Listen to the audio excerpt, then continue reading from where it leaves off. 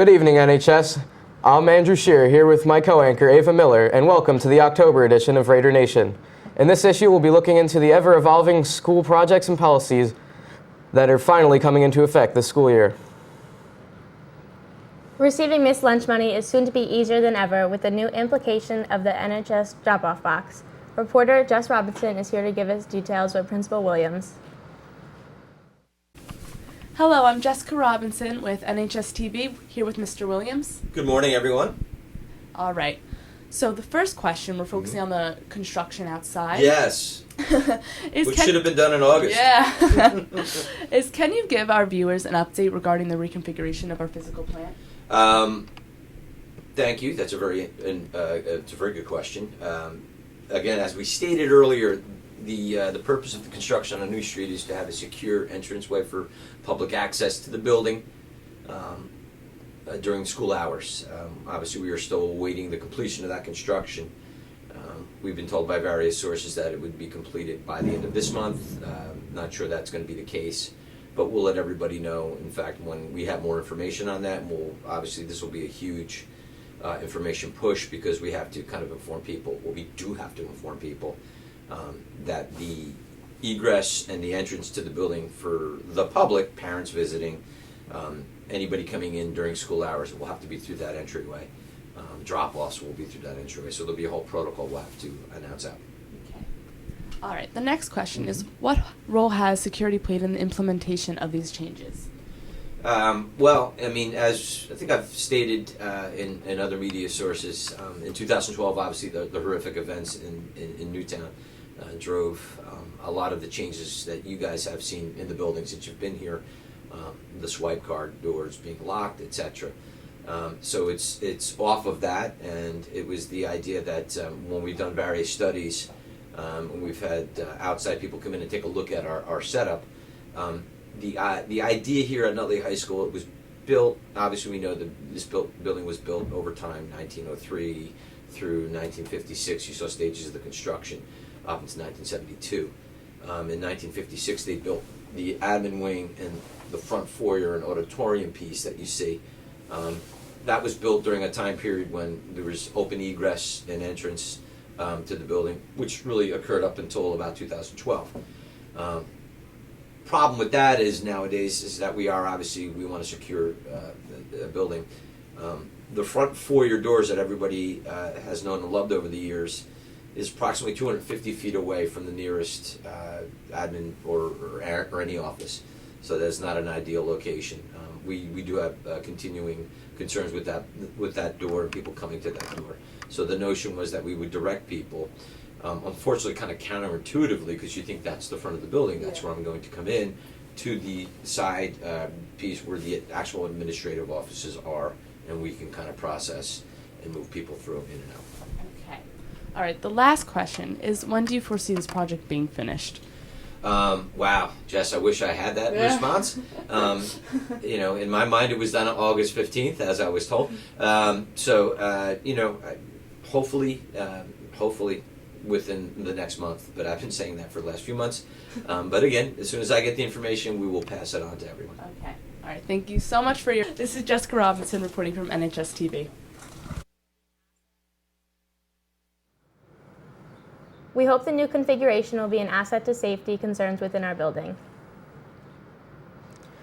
With new state testing and other assessments coming in and out of the NHS curriculum annually, someone needed to help regulate them. Ellie McCreesh joins us with new curriculum assessment coordinator, Mr. Bania, to discuss the new position. Hi, Mr. Bania. First off, I'd like to say congratulations on your new position. Thank you. Can you tell us a little bit about this new role as Director of Curriculum, Instruction, and Assessment K through 12? Sure. In this role, I'll be supporting both schools, as well as sixth grade, in curricular needs, meeting standards up, outcomes and expectations, along with instructional needs, the best way to teach students for engagement and learning purposes, as well as assessing students to find out how we did and to learn from the information we get from both the state and internal assessments. And then it's a cycle. So the information we get will help with the other two, and it kind of goes back and forth. Okay, and how did you get this role? Was there an interview process? Yeah, there was an interview process. The superintendent went through many applications and several rounds of interviews to get to this spot. Okay, and how has your experience as head of the science department prepared you for this role? My experience has been great. I have learned so much through working with some of our great teachers at the middle school and high school, as well as K through 6. It's been great to get in the classroom and model instruction, as well as understand some of the data coming out of the science department and how that can help students learn. Over the time I've been here in the science department, we've revised the K-12 program, moving towards next generation science standards and other parts like that. And it really helped me take a look at standards and curriculum documents, as well as some of the information we're learning from different state assessments. Great. And what are some of your short-term goals as Director of Curriculum Instruction and Assessment 6 through 12? Great. Short term, I am very interested in moving the high school to a block schedule. I'm very interested to learn about our language arts program as we go through program review, and to make sure we understand that we're hitting all the Common Core standards and moving along with the PAR continuum. Short term, I am looking just to get a handle on where we are as a district and how we help students grow as they go through specifically grades 6 through 12. Thank you, Mr. Bania. We wish you the best of luck this school year. Reporting from NHSTV, I'm Ellie McCreesh. We wish Mr. Bania the best of luck in the upcoming and future school years. To bring in the new school year, the NHS band marched their way onto Franklin Ave to lead the homecoming parade. Let's take an inside look.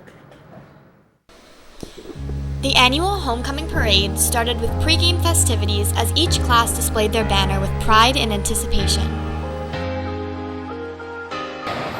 Each class strutted their stuff down Franklin Avenue, led by our award-winning marching band and cheerleaders.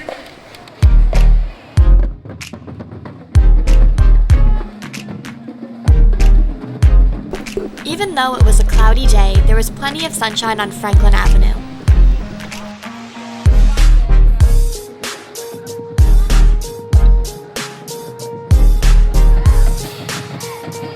Student Council Officer Brian Capobianco was very excited to be representing his class in the parade.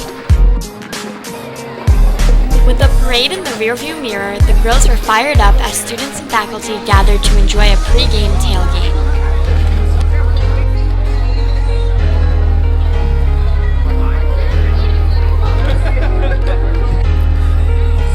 The Raiders entered the Oval to meet Super Football Conference rival Paramus with alumni present.